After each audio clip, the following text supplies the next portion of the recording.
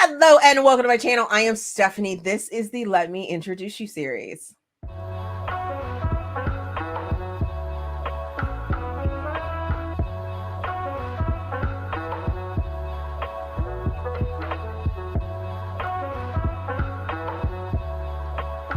The Let Me Introduce You series is a series where I interview authors, publishers, and people in the book community so you guys can get to know them a little bit better and possibly go out and find new authors to enjoy. At this time, let me introduce you to Niccoyan. Hi, Niccoyan. Please introduce yourself to us.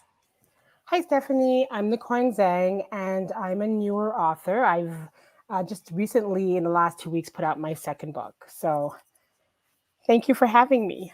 Yes, I'm excited. I'm excited to have a fairly newer author on the series because a lot of times we don't get to talk to newer authors until they're established. So this is going to be a lot of fun, I think.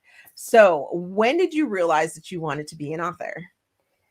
Um, I th- I think it's always been that germ's been there like my whole life, where I've like had stories running in my head, and um, for all intents and purposes, I was an only child, so I spent a lot of time alone because my brother's 12 years older. So I've always had these stories in my head and people playing out, and then somewhere along the line you kind of get busy with life and you lose it. But recently I've been like, last 10 years I've been like, oh, I have all of these stories, maybe I should start writing them, putting them down on paper. Oh, okay. So, what type of books do you write? So I write what I would consider contemporary romance. um, the heroes are, you know what, not only the heroes, my characters, I like to say they're flawed, and but I like the idea of flawed people finding love. That to me is really redeeming. Okay. And are you traditional, independent, or a combination of that situation for I'm publishing? absolutely completely independent. And I take it that's by choice. um yeah, for the most part, yes. I like the idea of having that control over my work and what I put out and how I put it out.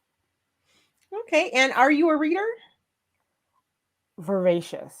I love reading. I've read my whole life. I've talked about this so many times. My parents would send me to bed and I'd be like, "Oh, okay," and take the nightlight, the cover off of the nightlight and read like way into the morning, like 2, 3 o'clock. So I'm aging myself because No, not really. Not really. Not at all. Nope. Because no, I not really. have been known to stay up when I first started reading. And that was just like after the birth of my child. So in my 30s. So yeah. I've done that whole 3 a.m. reading Yeah. sprints and things like that. So, where do you find inspiration to write the stories that you have written? The characters just speak to me. Like I've got these people just kind of roaming around my head telling me this is my story, and I've learned to listen to them and tell their story the way they'd like their story to be told. So Okay. that is, go ahead. No, go ahead. No, go So ahead. the characters talk to you. Yes. No, they definitely do. And like I feel like for the most part I'm just like a stenographer.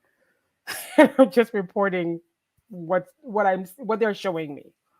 Okay. Are those characters inspired by maybe pop culture or people in your life or Not so many much people in my life, but sometimes, yeah, sometimes I'll be watching something and or reading something even, and then I could just clearly hear these characters saying, "Oh, hey, hi," and I'm like, "Oh, goody." I just need to clone myself so I could get all of these out. So would you consider yourself a pantser or a plotter? You know what? I would love to be a a plotter because that's my personality. I actually have an A-type personality, which I have list for list. However, my characters are pantsers and give me the story as I'm rolling out. So I have these beautiful outlines, and I'm like, okay, this is how I see the story going. And they're like, yeah, no, we're not doing that. I'm like, They're like, we have another thing yep. to do. And I'm like, okay, fine. Then I've learned the hard way that I need to listen to them because then they just stop talking, and I don't like when they stop talking. So yeah, we're gonna do it your way. I've screamed No. at them. Trust me, I've screamed at them. Like, no, you can't do that. And I'm like, So, would you consider yourself and your stories salty, sweet, spicy, or savory? Ooh. Since it's my favorite kind of popcorn, I'm gonna say we're sweet savory. Like that combination of like, because they tend to be a little bit emotional sometimes. I've been told I can get you a little bit in the feelings, but hopefully they're also a little bit sweet. So, oh yes, and also spicy. Oh darn it, yeah, all of it, all of the above, Just all of them. all of All it. of them, all of them. I love it. I love it. I love it. So, what is your perfect writing environment?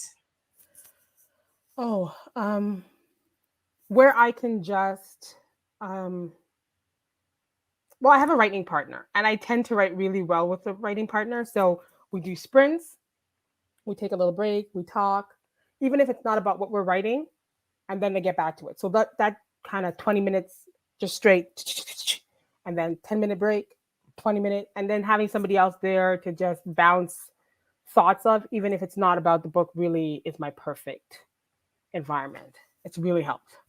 Nice. Okay. So, how much does diversity play into your books? It is, I would say it's like pretty much everything. Like my main characters are diverse. The type of, not only culturally, race wise, personality wise. Maybe the next last book wasn't so much economically, but the first book there was like economic diversity. So I think that's a really huge part because that's part of my dichotomy. That's the world I see. So that is represented in that way. Okay. And I know that when I read your books, you make it very known that they are set in Canada. Can you tell us a little bit about why you chose that? Or is that just part of your world and that's what you want to share? Yes. So I'm a Canadian author. I wasn't born here, but this is my home. I was born in Trinidad, but I moved here when I was 5. So I've lived here for the last 5 years. So yeah, the reason for me setting it in Canada is this is what I know. I don't want to be writing things that I'm not familiar with. And as much as you do research, I think the place in which you set the book has a lot. It becomes kind of like a backdrop, a character of its own. So if I'm not as familiar with it, I don't feel as sure about it. So that's why I place it in a place I know that I can actively describe. Okay. Yes, I loved that. I loved all the extra flourishing, and it felt like I was in those different places in Canada, experiencing those things with the characters that I got to read about, and I was really, really excited about that. So thank you Oh, for thank you. doing that. You're welcome. And you said you have a writing partner? Does that writing partner also act as a sensitivity reader for your books? Um, I'm not sure that I actually have two writing partners. So during the day, I have one that I work with because we do it daytime wise, and then I have another one on the weekend that joins us. They are of no sensitivity at all. I hope they're listening to this. I'm like, this character wants to do this. They can't do this. This is insane. And they're like, girl, just let him be. And I'm like, they just encourage my characters to do all the shenanigans that I would like to be like, no, let's pump the brakes. And they're like, no, girl, just let it go. And I'm like, in all fairness, though, I have decided that I will also play that role in their lives. I I think it's love only it. fair. It's only I love fair. it. Yes, because you're a main male character. So we're going to get into your main male characters of your two books. And were not they were not very likable in the beginning of their stories. I wanted to like punt them. I really did. I was like, I don't like you two. Azur is no Azul Azul. Yes. Azul. He was so aggressive and just possessive in the beginning. I was like, brah. Oh my goodness. But then the journey that he ends up taking, I was like, okay, I guess I can like you.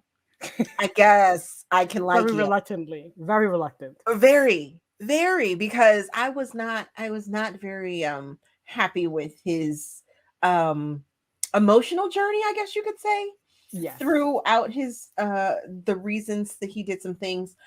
Speaking on that, do you believe, or what are your thoughts on trigger warnings? So here's the thing. This is where it gets a little complicated for me. As a reader, I don't particularly require trigger warnings. I actually am one of those people that don't really read blurbs that much. I very rarely read blurbs. I definitely avoid excerpts. So for a reader, I'm coming from a different place, but I understand as an author, that I have to approach it in a different way. So I do try to put a trigger warning on it because I understand that people, not everyone's like me, and people have sensitivities. So I do try to address what I can in the trigger warning, but you know, it's not it's not something I personally require. I completely understand that. I am the same way. When I first started reading, I was very much into dark romance and things like that, and didn't need any of those things. But now that the trigger warning conversation has started, I definitely understand why people don't want to be triggered and don't, or want to know, some of the high level topics that are included in books and things like that. So as a reviewer, I know that I have to put them in there. Even if I wasn't triggered by them, I know that someone could possibly be triggered by it. So I need to mention it. So I understand that completely and appreciate that you have thought about that from the author standpoint as well as a reader standpoint.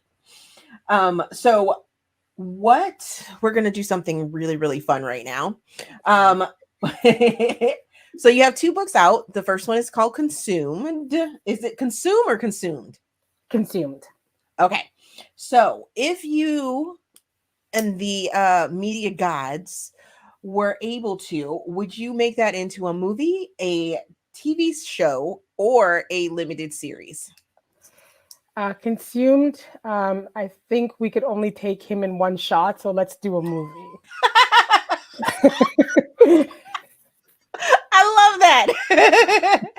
And is it possible? Who would you fan cast for your 2 main characters, your main male and your main female character? Oh wow, that's really difficult for Consumed, because he's like, I like took a little. I feel like what do you call it? Frankenstein. I took a little bit, a little bit of Okay, this so person, a little bit of who did you person. Frankenstein to make Azul? So believe it or not, not Julio, Julian Iglesias.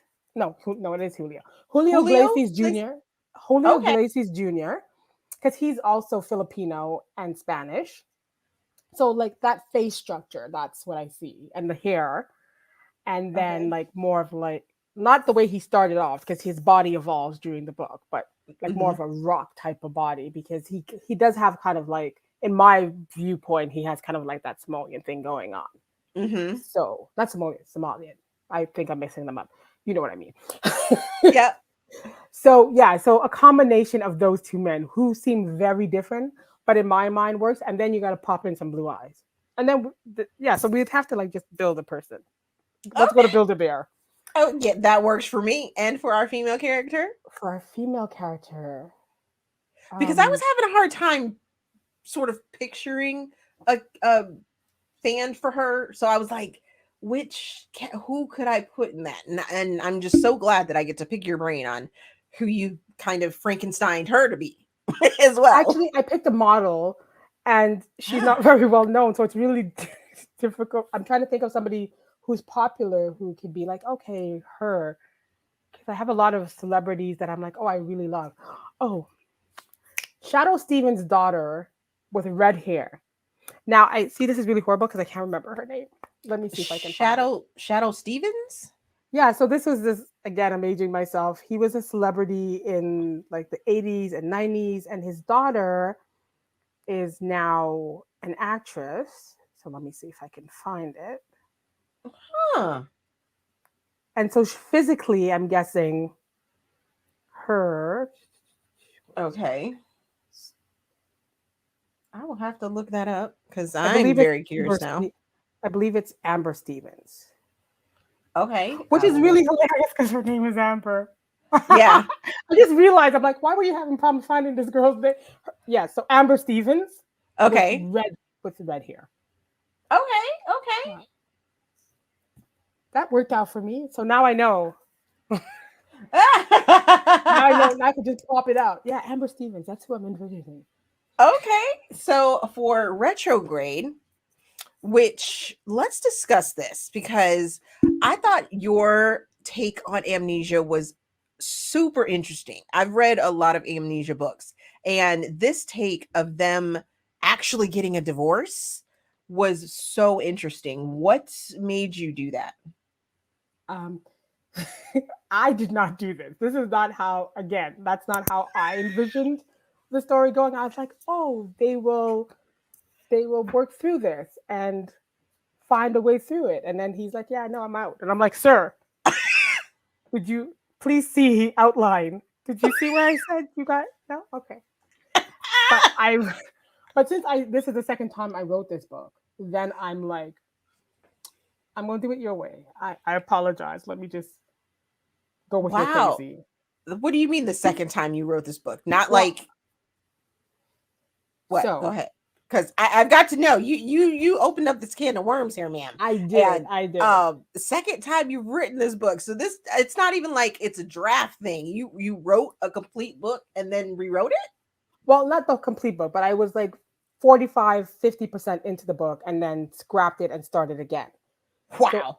yeah, so I was writing it and I was like going about my business, but I kept stalling out. So I stalled out at 25%. I stalled out at like about 40%. And I was like struggling trying to get through that like last 10%.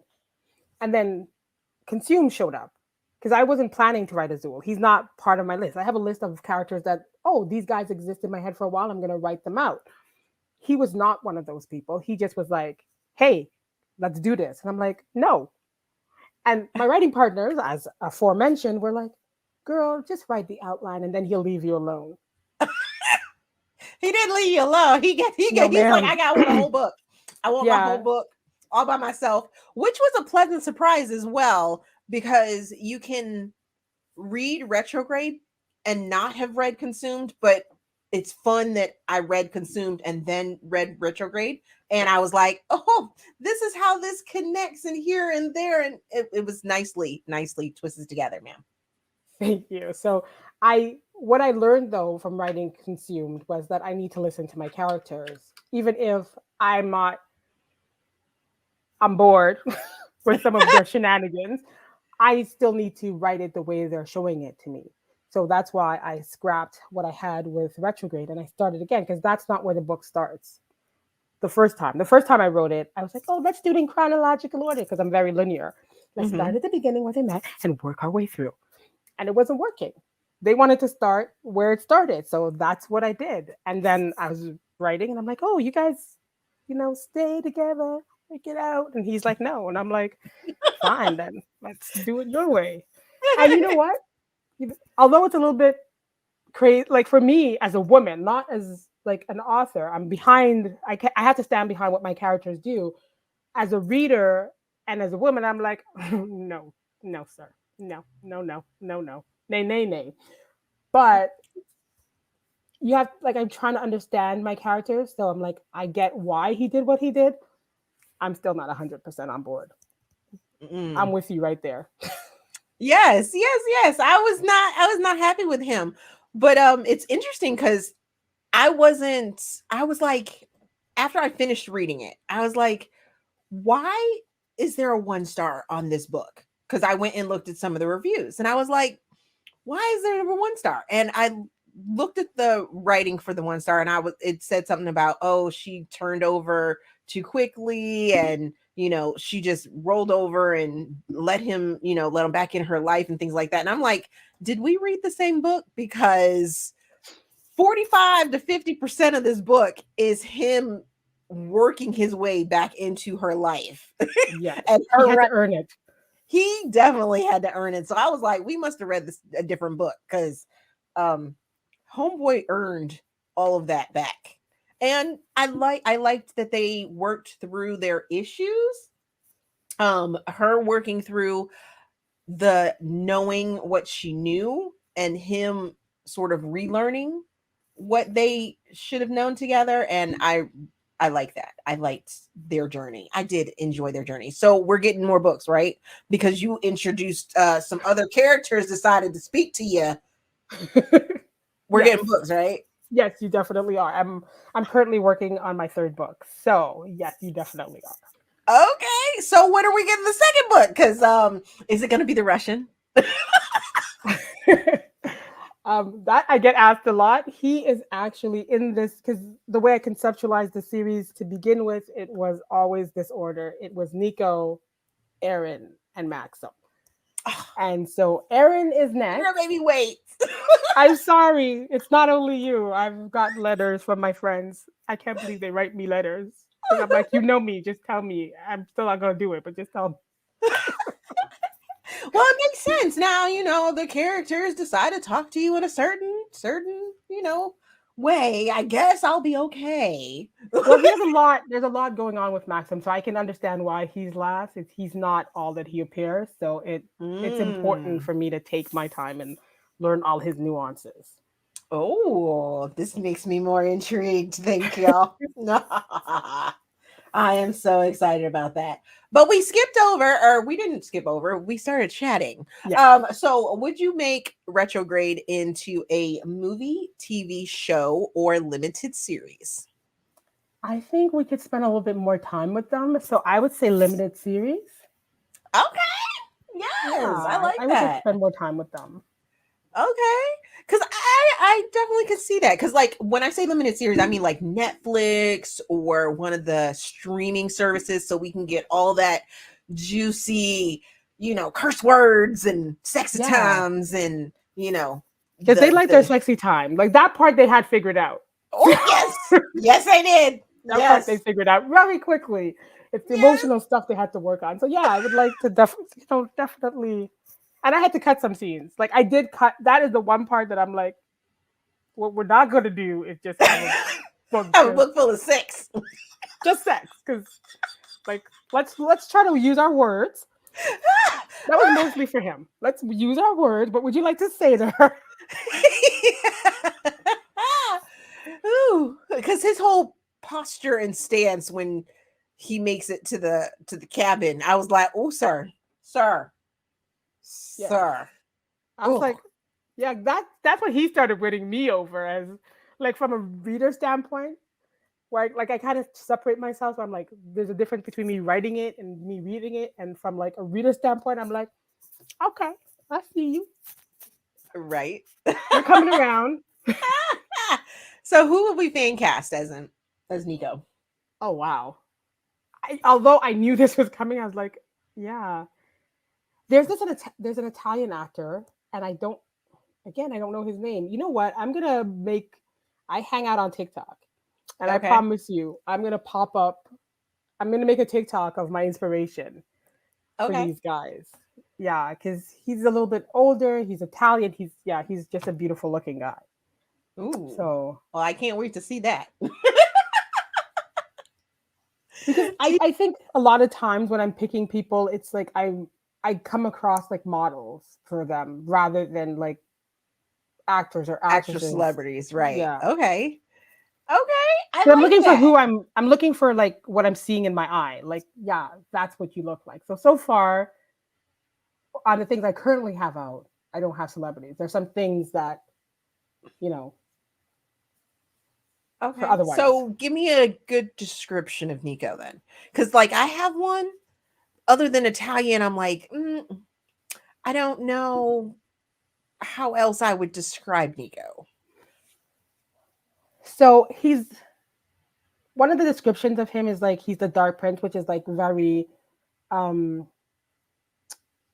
I think it's like a generic kind of description of him. So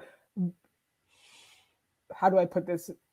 He has very dark hair, more of an Okay. olive complexion, very like kind of a serious kind of set of face, green eyes, and he kind of matures a little bit in the book. So you've got a little bit of gray in the temple with that jet black hair. Mm. So he looks like who he is. He looks like he runs things. I'm not sure about the language, how what my language should be on here. So I'm like, he runs things. He looks like he's in charge. Okay. Okay. He's I got you. tall, and kind of. No, not not slender, like a kind of a medium build. You know, he's lifting up a pretty big girl. He can handle it. Okay, do we have a fan cast for our female character? Um, Not completely. Again, I like to mix up people. But if I had to at the top of my head, Orange is the New Black. I believe her name is Danielle. Is that her name? Okay. Like that, but she's taller though. So she's tall and dark and thick and just gorgeous and super smart. And you could see her intelligence just, you know how some people look smart? Yes.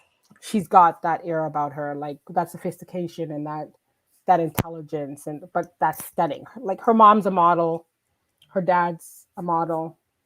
They're both, you know, she's a product of her Of parents. gorgeousness and Yes. beautifulness. Yes. Okay. So what made you sort of focus retrograde more on Nico's journey than anything else? Because I think his voice is more prominent throughout that story. He was really the loudest, and it started off with a dream of him. Like I would say, 3/4 of the way into the book, or a third into the book. That's the dream that kicked off this whole idea. Where I was just like, oh, okay, that's what we're doing. It's the kiss, the kiss where he's trying to figure out what they mean to each other. That was how this all started for me. That dream of that kiss. I think because he's the one who planted the seed of the story, he became the narrative of the story. Okay. Alrighty. So give me 3 authors that you would recommend to everyone. Girl, 3 only. Only 3. Only 3. That is I'm cruel. making it easy. I'm That's making it easy. Cruel and unusual punishment. Well, so Theodora Taylor, I love that range that she writes.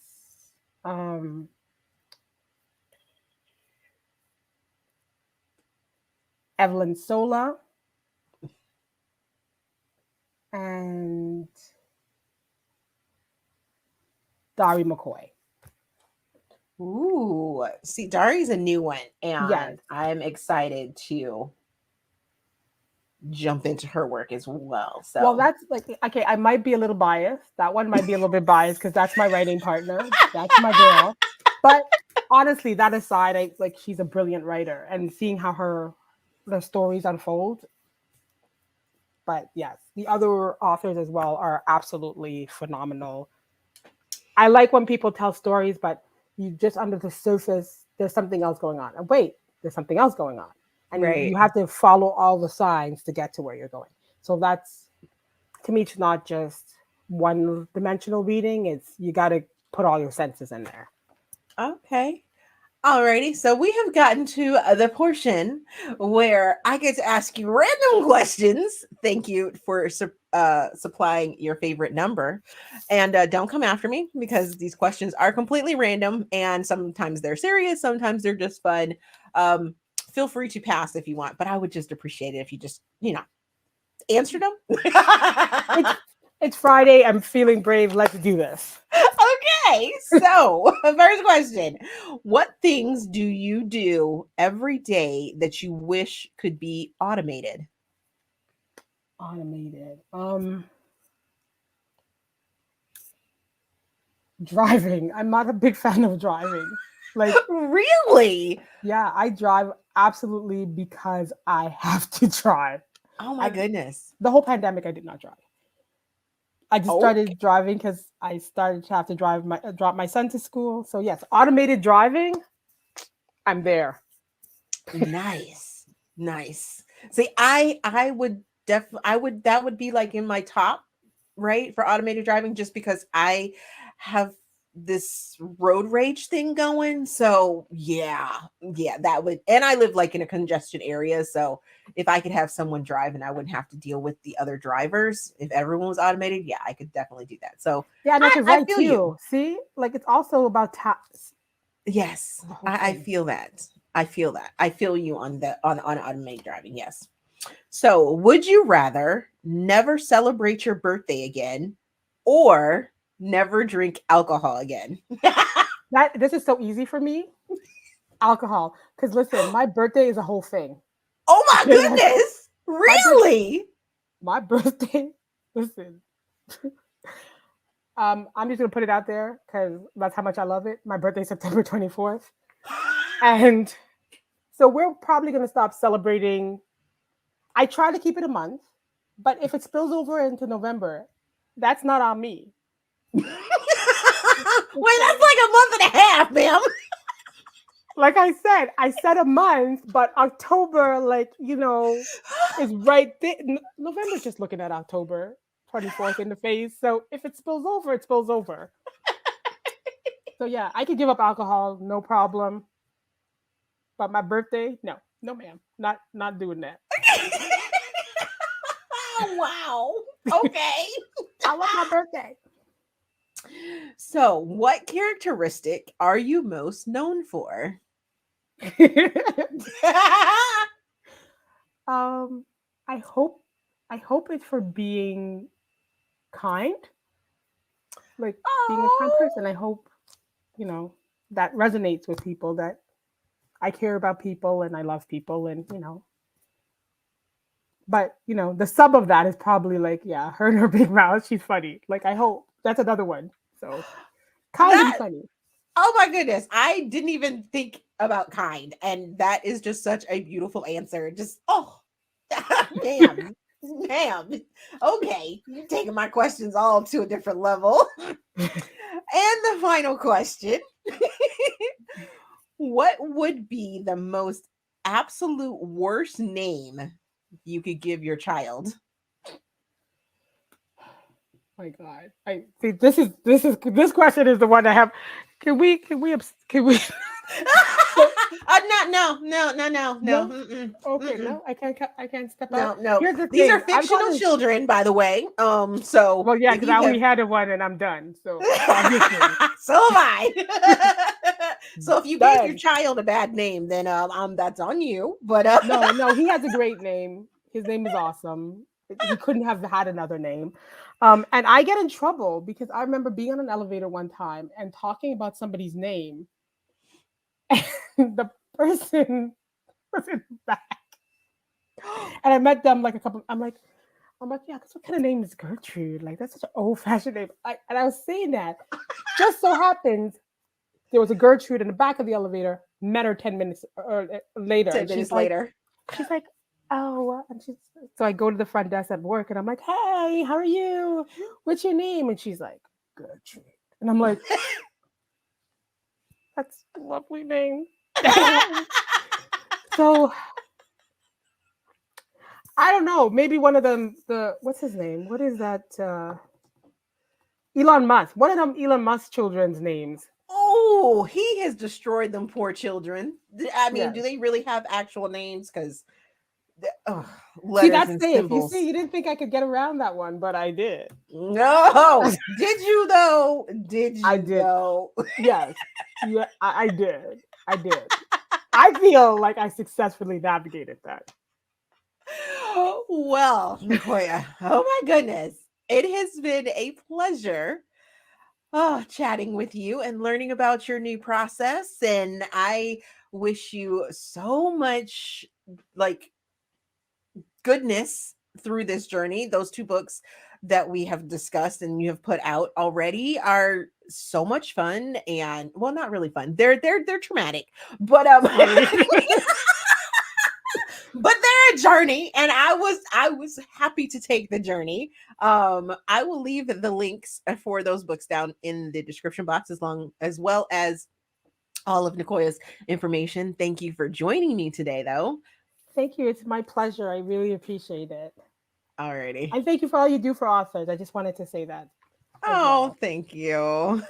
Alrighty, so that was the let me introduce you to Niccoyan Zheng. And it was amazing. I have been so excited reading her books and getting to know her. I can't wait for the rest of the series that we were discussing. And I hope that you guys will go check her out and take a chance on her.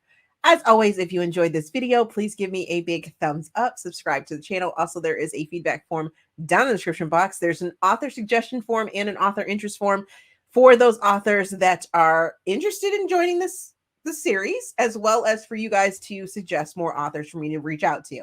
Thank you for watching, and we will see you in another video.